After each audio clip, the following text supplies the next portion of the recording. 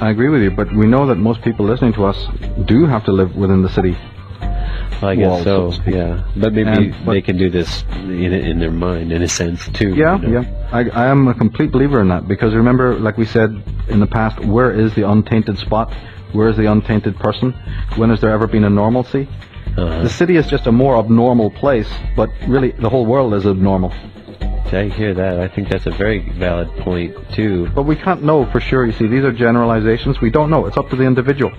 Right. Some individual may need the contrast of being amongst the dead, or morally dead, or the spiritually dead. A lot of people, like I said, the Nostradamus type of image, where a lot of people feel that they can get closer to their own core, in contrast to that ever-present, racket of the world, the cacophony of the unsane. Yeah. Another person may think, no, this is a much, like Jung did. Jung did both. Jung once lived in the city, he was very much there, and then later, he went to Bologen near the lake and built his tower.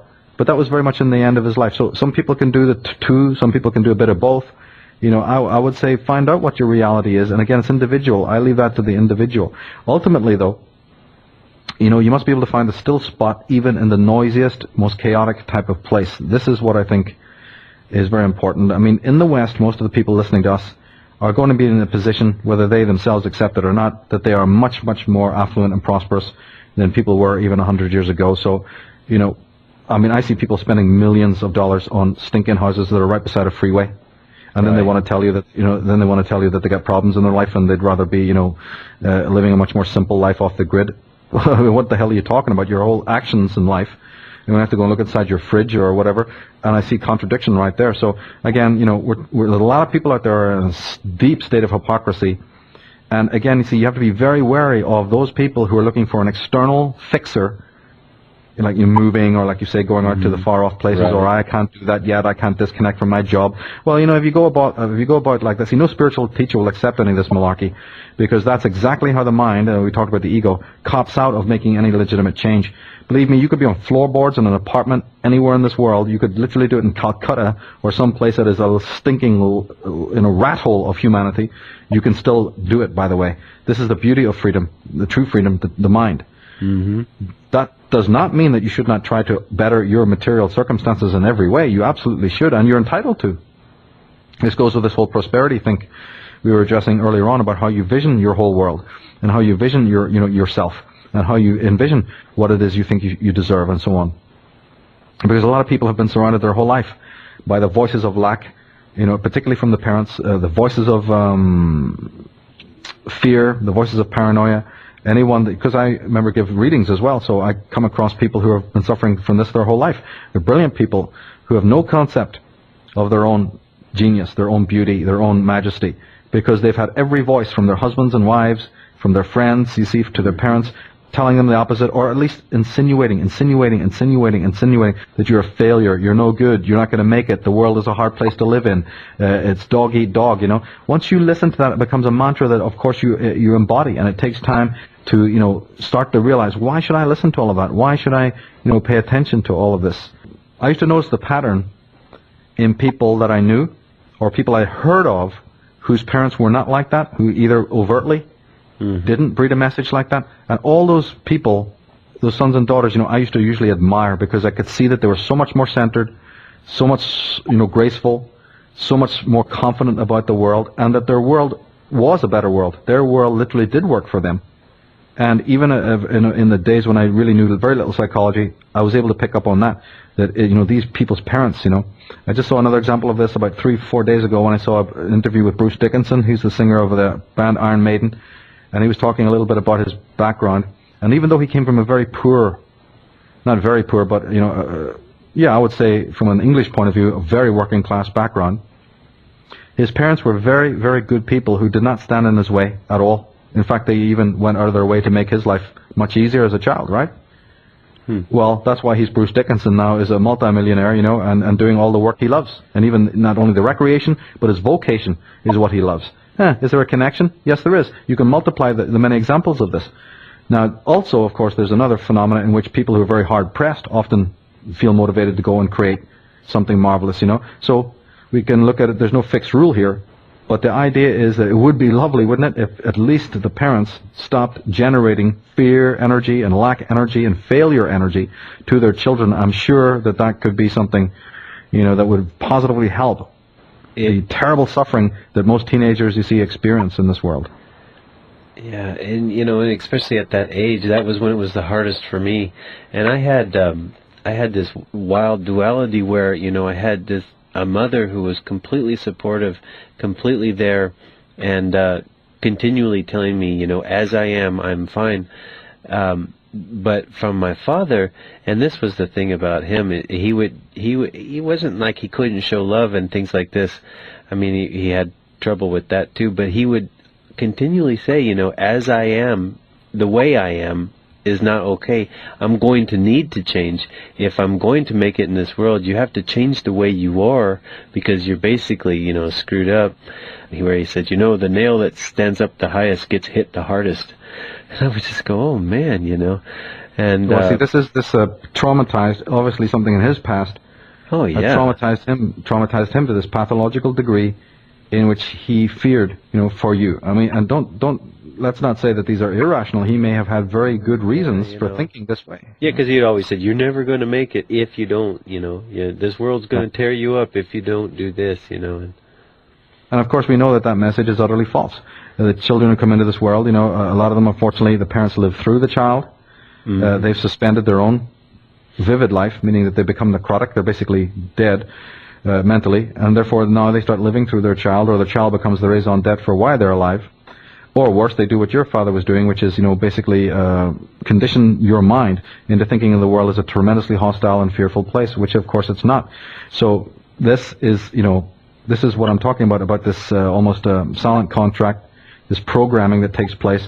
And because of this psychology, this maltreatment of young impressionable minds, it creates a generation of people who go out there to basically then be picked on, be traumatized by those forces that they bring themselves into existence. Because once you believe that once you've been contaminated or programmed to believe these evil forces exist, well then they start manipulating your life. You actually feed that parasite, you see. Yeah. It's just the way of the parasite. And this is again a lack of psychological learning. We have every other kind of learning, you see, in schools and colleges and universities, until very late in the day when you can sort of choose what subjects you want to go into, and then it's pretty much redundant. But in the impressionable times, unless you're going to Steiner School or Krishnamurti School or whatever, which very few people get that chance. So in the general consensus, you see, unfortunately, we're not taught psychology. We become expert in everything else, in grammar and writing and all these meticulous things that we need to survive, woodwork and, home economics and science and physics and all these amazing things. Even in sports, there's an overwhelming emphasis on sports in most Western schools. But from east to west, the fact is the fact that psychology is almost totally made redundant. Philosophy almost doesn't even exist today. As a curriculum, you have to go toward political science or some other subject like that. And so psychology, and even the psychology that's studied, is really a form of psychiatry. It's not really psychology in the true Freudian and Jungian sense at all. Especially in America, this is the case. It's a highly behavioristic and Pavlovian type of attitude towards the mind. The mind is broken, fix it with drugs. This is basically what's happening in America. Oh, it's just insane. Yeah. It's a misused term, very misused term in most of the world. So, unfortunately, we have all of these areas of programming. So my message to people is always to study that, It's always to study these areas in which your independence, your true independence, your true character, whatever your selfhood is, whatever your own scent is, your own true core self, how is that being assaulted? How many ways are they doing it? It's through the food, through the milk, through the sugar, through the meat, through the pharmaceuticals, the pills, etc. And then up to the next level, through the conditioning of the people around you from the time you've been a child. Look at their lives, or were their lives working for them, and your neighbors and all of these people, and start to put together this framework of just how you are in the fishbowl, totally and utterly programmed by all of your environment. Because environment, at least, has been understood now as so incredibly important to the development of the mind, and it never stops being. You talked earlier about how the Illuminati, would need so many years to continue their program, that why didn't it end just after the catastrophe, remember? Yeah, it takes this maintenance, it takes this constant holding down. Right, because the thing is unnatural, anti-organic to begin with. But Anything that is unsustainable in a sense, of course, requires constant injections of energy and constant maintenance and constant blind, obeisance to keep it moving, because it's a thing that if left for 5 minutes on its own would simply rot. Nobody would have anything to do with it, you see. So the whole thing requires constant maintenance. I think that's a really great thing to look at, because that force that they're holding down, that just shows the strength, and that shows the power within it. And when you do look at every direction, there is something that is blocking your signal. Right. And what would happen if you got so turned on to the real, like you started doing even a little, society or human beings or the individual, start turning on to what was really happening from within them as opposed to without them, the hands would automatically loosen and all this other shit would drop. Just like it has in my life, just like it has happened in the lives of ordinary people who have worked this out. It doesn't require a crown. It doesn't require some gold chain or some special some special genius in a sort of a formal sense at all. It requires being turned on to what you are within. And I guarantee you that when you find what that is, there will be some sort of external, concomitant. You may in turn be a great artist. You might find that it's through making movies, that is an expression. It may very well be even in working with music or working with architecture. All the things that we know can still exist, but they'll now come as an expression, as a permutation of you being turned on within to who you are as you start to discover more of your selfhood.